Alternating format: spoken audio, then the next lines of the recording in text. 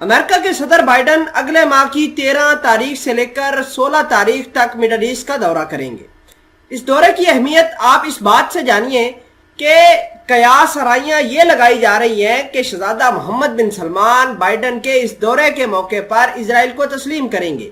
लेकिन बड़ी खबर ये निकलकर सामने आ रही है कि इजराइल ने कुछ अपने ऑफिशियल जो हैं सदर बाइडन के दौरे से पहले ही सऊदी अरेबिया भेजे हैं। नाजरीन इकरामी, इसके अलावा इतलात ये आ रही हैं कि शहजादा मोहम्मद बिन सलमान और नफ्ताली बेनेट के दरमियान राब्ता हुआ है और मिलकर ज्वाइंट वेंचर बनाने का फैसला किया है। इसके अलावा जो इजराइल है उसने अपना डिफेंस सिस्टम जो है जिसे आयरन डोम के नाम से दुनिया जानते हैं वो अमेरिका के लिए तैयार किया है सदर बाइडन को दिखाने के लिए। इस हवाले से मैं आज की इस वीडियो में आपको कुछ क्लैरिटी, कुछ फैक्ट दूंगा, कुछ सबूत दूंगा।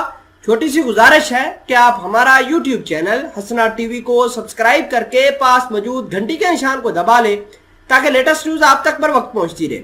सबसे पहले आप अपनी स्क्रीन पर मुलाहिजा कीजिए जिसके अंदर लिखा है कि Israel said planning to show Biden laser defence system seeking partnership. आपको ये बता दें कि इजराइल ने ये आयरन डोम का एक नया वर्जन बनाया है और इसे मार्च 2022 के अंदर इन्होंने बिल्कुल जो है वो लॉन्च किया है।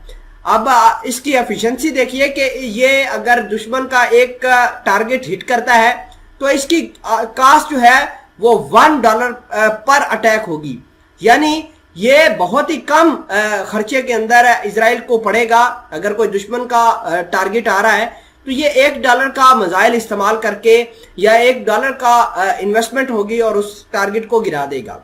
और अमेरिका ने इसको बनाने के लिए पिछले साल $1 बिलियन भी दिए थे और सदर बाइडन को ये गिफ्ट देने की तैयारी की जा रही है। इजराइल के मुताबिक अगर अमेरिका चाहे और अमेरिका इसके अंदर इन्वेस्टमेंट करता है तो अमेरिका को इजराइल इस प्रोजेक्ट के अंदर पार्टनर बना दिया जाएगा।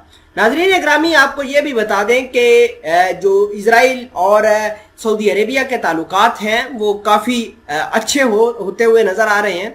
इतलात ये आ रही हैं कि शहजादा मोहम्मद बिन सलमान और नफ्ताली बेनेट जो कि इजरायली प्राइम मिनिस्टर हैं इनके दरमियान राब्ता हुआ है। दोनों मुल्कों ने ईरान के खिलाफ काम करने का अयादा भी किया है। इतलात तो ये भी आ रही हैं कि दोनों मुल्कों की इंटेलिजेंस एजेंसीज अब मिलकर ईरान के खिलाफ काम करेगी।